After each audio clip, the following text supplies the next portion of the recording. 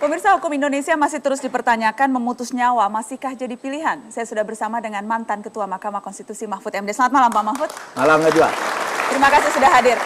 Tadi sudah ada 2 sesi perdebatan, saya ingin menutup dengan Anda Pak Mahfud, mantan Ketua Mahkamah Konstitusi. Salah satu argumen yang tadi kerap kita dengar adalah secara konstitusi ini mungkin saja ini masih sah secara konstitusi, tetapi ada banyak hal lain yang tersangkut di dalamnya. Dalam sistem hukum tata negara kita, hukuman mati masih perlu ada?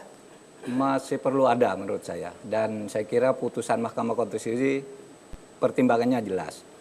Tidak ada kontradiksi dalam putusan Mahkamah Konstitusi seperti dikatakan dari imparsial tadi. Karena begini, betul ada ketentuan hukuman hak untuk hidup, hak untuk tidak diperbudak, hak untuk tidak diperlakukan hukum secara berlaku surut, dan hak untuk tidak bisa dikurangi. Itu ada di pasal 28I.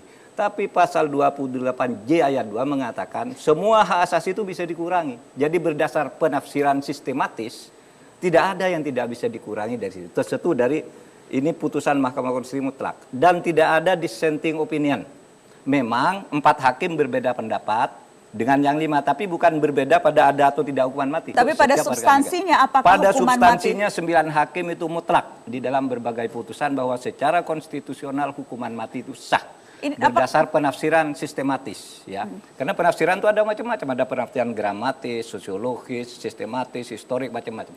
Dari penafsiran sistematis, karena ini menjadi penutup dari semua pasal tentang hak asasi, maka mutlak hukuman mati itu secara konstitusional sah. 1. Yang kedua, kalau bicara instrumen hukum internasional, ada 8 instrumen hukum internasional itu yang menyatakan hukuman mati itu sah adanya. Dan untuk negara-negara Uni Eropa, instrumen hukum internasional itu menjadi konstitusi di negara Eropa, gitu. ICCPR, tadi Mas Henry menyebut pasal 6 ayat 2, boleh hukuman mati. Protokol 2 tahun 49, protokol 1 tahun 49, protokol 6, kemudian ICC International Criminal Court di Roma dan sebagainya. Memang mereka berteriak hukuman mati itu berat, tetapi mereka tidak berani menghapuskan hukuman mati karena kenyataannya itu sangat berbahaya kalau tidak ada hukuman mati. Apa bahayanya Pak Mahfud? Bahayanya itu kejahatan-kejahatan itu orang menjadi biasa melakukan kejahatan seperti itu yang menakutkan, membunuh sekian orang. Kejahatan narkoba, coba. Melalui meja ini saya kira Kick ND itu pernah mengundang seorang pemain sepak bola besar, anaknya terkena narkoba.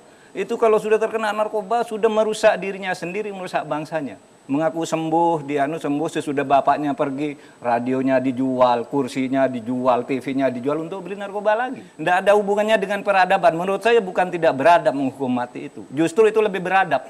Menyelamatkan peradaban manusia itu dengan hukuman mati itu. Oke, kasih tepuk tangan Pak Mahfud.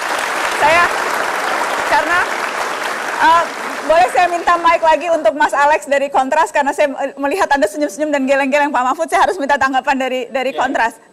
Adakah tanggapan khusus untuk Mahfud MD? Sudah sangat meyakinkan tadi di atas ini. Penghukuman itu saya rasa tidak juga, tapi harus juga dilihat soal realitas di Indonesia hari ini, yaitu probabilitas penangkapan yang dilakukan oleh polisi, rekayasa kasus itu masih tinggi. Jadi selama hukuman mati masih ada di etalase hukum kita, itu masih menjadi terlalu riskan buat orang-orang yang tidak bersalah. Kan ada gium, lebih baik membebaskan 100 orang yang bersalah daripada menghukum 1 orang yang tidak bersalah, apalagi dihukumnya dengan hukuman mati. Oke, kita kasih tepuk tangan untuk Kontras. Resiko itu, Prof, resiko yang terlalu besar. Kalau risiko seperti itu ada atau tidak ada hukuman mati sama aja. Artinya terhadap kejahatan yang tidak diancam hukuman mati pun rekayasa ada. Tapi kan kalau itu kan berarti soal substansi. Dampaknya berbeda terhadap yang sudah dikenakan hukuman mati ternyata tidak bersalah. Itu kan sama dampaknya, itu sama-sama pelanggaran aja dari aparat gitu. Tapi yang satunya meninggal? Tidak apa-apa, memang begitu hukum itu. Tetapi kan berapa persen dari mereka yang salah kan bisa dihitung dengan jari. Dari sekian ribu yang terkena itu yang salah mungkin karena rekayasa 1, 2, 3, 4, 5 gitu. Bisakah Anda mengatakan itu di hadapan keluarga korban yang mungkin saja akan dieksekusi mati padahal tidak bersalah, Prof? Bisa. Kenapa? Karena begini, hukum itu kan perlu kepastian-kepastian. Dan ingat, sudah mulai dari tingkat 1, tingkat 2, lalu kasasi, lalu PK gitu. Kalau itu sudah merupakan pemeriksaan pengadilan dan meyakinkan hakim, apa salahnya?